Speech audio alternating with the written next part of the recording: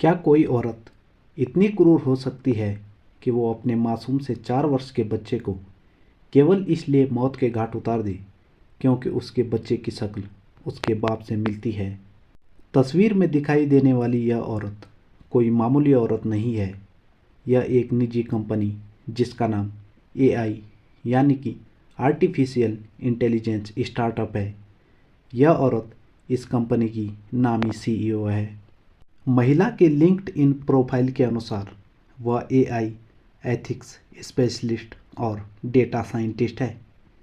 महिला को data science की टीमों को स्टार्टअप में मशीन लर्निंग का 12 सालों का अनुभव है।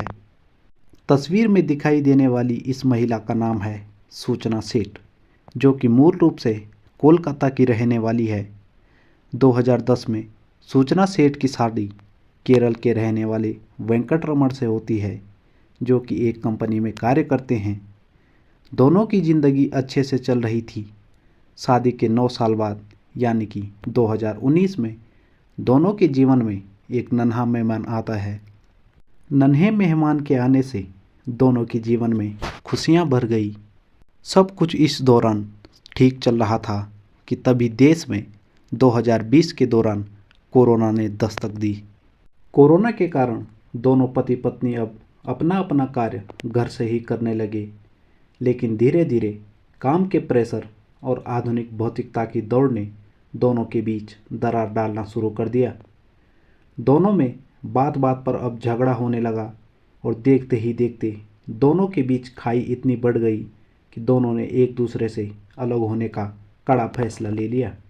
जीवन की इसी खींचातानी में आखिरकार मार्च 2021 में सूचना और वेंकटरमण ने कोर्ट में तलाक की अर्जी डाल दी और उसके बाद दोनों अलग होकर रहने लगे। दोनों अलग हो गए और उसके बाद सूचना ने अपने बच्चे को अपने ही पास रहने दिया। सूचना का पति वेंकटरमण अपने बेटे को अपने पास रखना चाहता था, लेकिन सूचना उसे अपने ही पास रखना चाहती थी।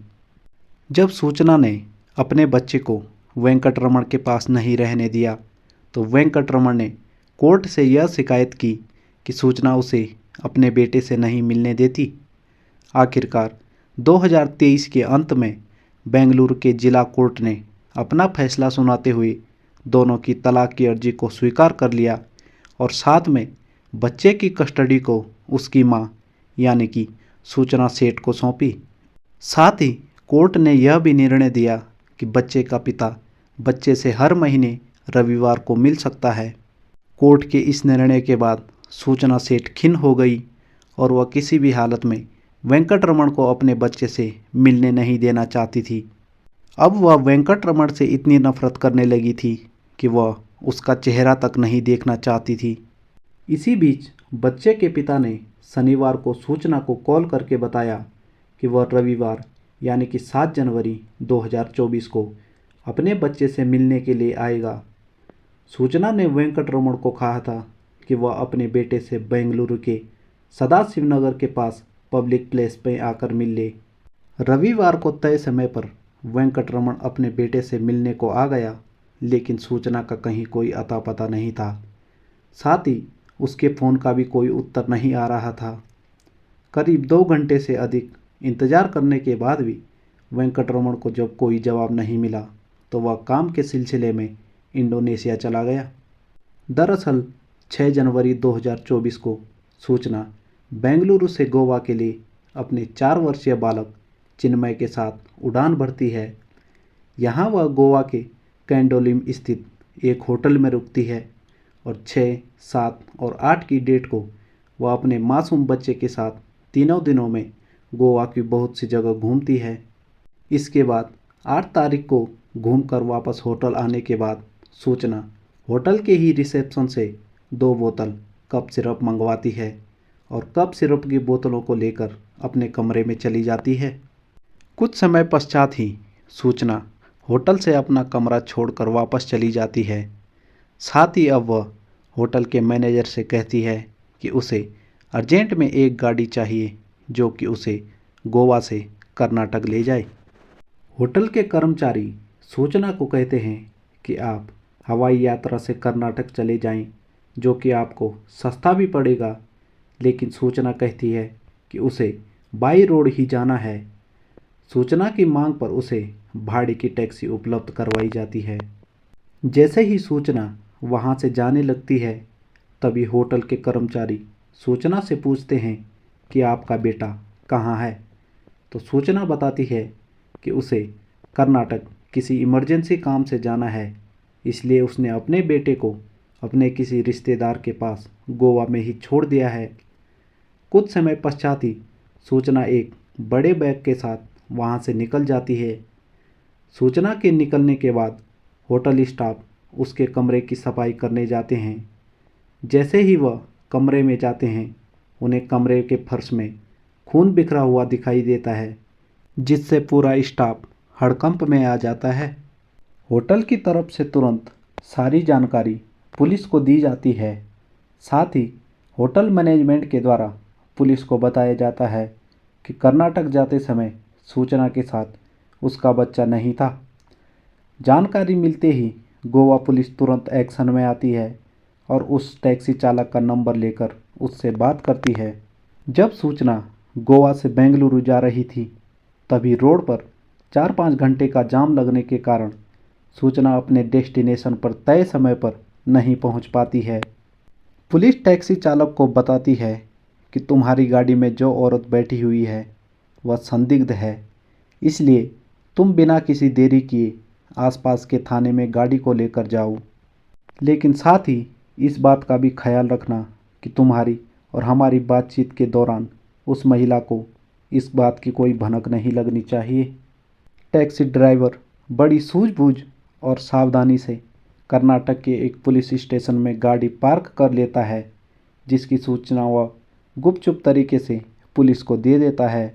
जैसे ही सूचना को पता लगता है कि टैक्सी ड्राइवर उसे पुलिस थाने में ले आया है, वह तुरंत वहां से भागने का प्रयत्न करती है, लेकिन तब तक पुलिस उसे पकड़ लेती है। पकड़ने के बाद जब पुलिस उसकी तलाशी लेती है, तो तलाशी में उसके बैग से खिलौनों के नीचे उसके 4 वर्षीय मासूम बेटे की लाश बरामद होती है। लाश को देखकर पुलिस उसे पूछताछ के लिए गिरफ्तार कर लेती है। पूछताछ में पहले तो वह पुलिस को बताती है कि वह नहीं जानती कि उसके बेटे की लाश इस बैग में कैसे आई, लेकिन जब पुलिस थोड़े सख्ती के साथ पेश आती है, तो सूचना सारा राज उगल देती है और पुलिस को बताती है।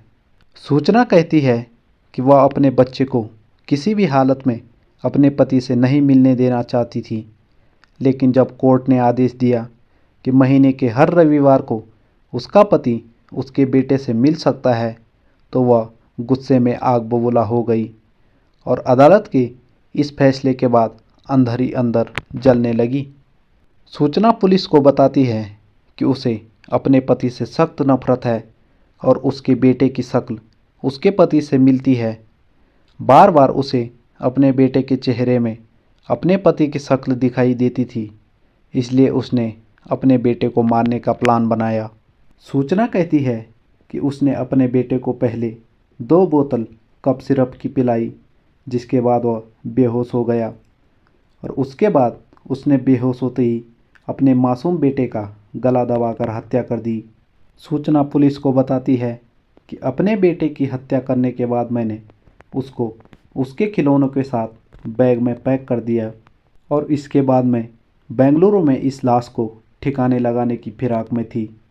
सूचना बताती है कि अपने बेटे को मारने के बाद मैं भी जीवित नहीं रहना चाहती थी, इसलिए मैंने अपनी कलाई को चाकू से काट दिया, लेकिन दुर्भाग्यवश मैं बच गई। फिलहाल सूचना सेठ पुलिस की कस्टडी में है और उसे अब अदालत में पेश किया जाएगा। इस जघन्य और क्रूर अपराध के लिए सूचना सेठ को क्या दंड मिलता है, यह तो अदालत के फैसले के बाद ही तय हो पाएगा। सूचना को इस जघन्य अपराध के लिए क्या दंड मिलना चाहिए, हमें कमेंट के माध्यम से ज़रूर बताएं। साथ ही क्राइम जगत की कहानियाँ सुनने के लिए हमारे यूट्यूब चैनल भारत स्टोरी को भी ज़रूर सब्सक्राइब करें। स्वस्थ रहें, मस्त रहें और यूँ ही क्राइम जगत की कहानियाँ सुनते रहें। मिलते हैं एक नई क्राइम स्टोरी के साथ, तब तक के लिए नमस्कार।